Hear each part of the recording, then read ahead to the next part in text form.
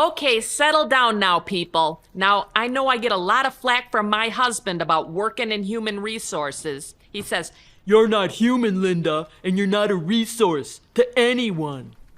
but on a day like today, I can definitely say I'm both human and a resource.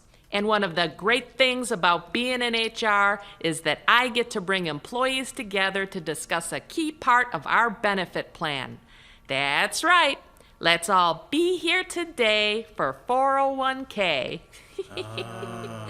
Yeah, rhyming meeting names are kind of my thing. Now, I've brought in a guest expert to answer any questions. Tom Van Overpaid is a certified financial planner with over 20 years of experience. Tom, why don't you come on up here and get things started? It's never too early to think about retirement. Now, you guys have a sweet deal here. You can make a 20% pre-tax 401k contribution, and your company matches 60% on the first 10%.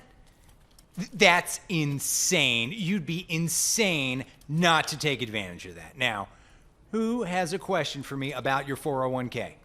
Yeah, hi, I'm Rachel, and I just read how climate change is going to make the planet uninhabitable in 21 years. Now, in 2040, I'll be 56. So, based on the looming apocalypse, what's my new retirement age?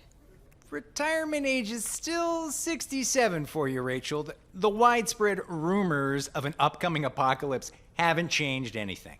Because I'm thinking if I only have 21 years left, I might want to quit my job and enjoy life. You know, I've always wanted to travel. Well, unfortunately, Rachel, there's no guarantee that there's even going to be an apocalypse. It's all speculation on the part of climate scientists at this point. Whoa, I'm gonna be dead in 21 years? That'll make me 43. Sorry to just blurt out like that. I'm Pete, and this is my first real job after college. Never mind retirement. With the apocalypse, should I even be paying off my student loans? I mean, like, why? Well, it's regrettable, Pete, but you can't count on the apocalypse to cancel your student loans. Think about it. What if there's no apocalypse, Pete? Have you considered that? I don't know. This whole looming apocalypse thing sounds like a sweet deal. It pretty much wipes out my student debt, and I won't have to worry about retirement or financial planning. Hey, I'm Sal. I got a question for you, Tom.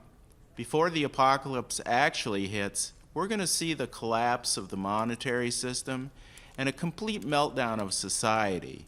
Now, I like to think of investing as a form of hoarding, but instead of hoarding money, I'm thinking of hoarding things like guns and cigarettes, maybe some dehydrated food. Are those solid investments, or what else should I be hoarding instead of money? Investing isn't hoarding, Sal. It's saving for your future. Yeah, but with the apocalypse, the future isn't what it used to be. You know, it sounds like you've all gotten off track. Based on the concerns you've expressed here, I'd like to offer another HR meeting about the upcoming apocalypse. But the real problem with that is, well, you know, nothing really rhymes with apocalypse. Well, the question for me is, how do we optimize the 21 years we have left? I think you're all gambling on the notion that the apocalypse is definitely going to happen. You got to ask yourself, what if it doesn't? Do you really want to take that risk? Well, for you and me, it don't matter none, Tom. We're both in our 50s. In 21 years, I'll be 77. And what with the marauding hordes of vandals and oppressive heat, the last 10 years of our lives won't be worth living.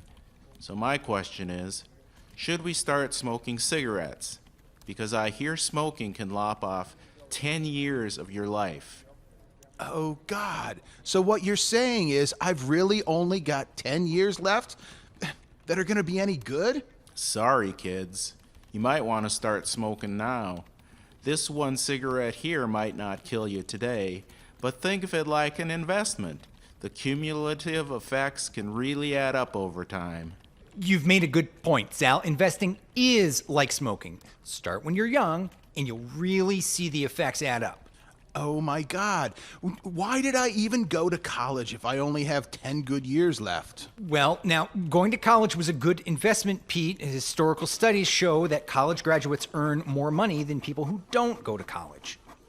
Yeah, but it says right here on your 401k prospectus, past performance cannot predict future results. It's like Pete said, the future ain't what it used to be. Money ain't gonna do you no good in the future, Pete. It's all gonna be worthless. Oh God, why am I even here? Well, at least I got you all thinking about retirement. Actually, you got me thinking about the sweet relief of an early death. I tell you what, I think I'm gonna go all in on guns and cigarettes.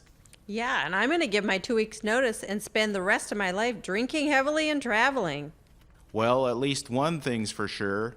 With the extinction of humanity, we'll also have the extinction of human resources.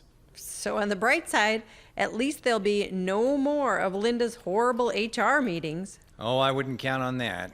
Linda will probably host another meeting called HR Tips for the Apocalypse. Ooh, that rhymes. That's an excellent suggestion. I'll be sure to schedule HR Tips for the Apocalypse for next week's meeting.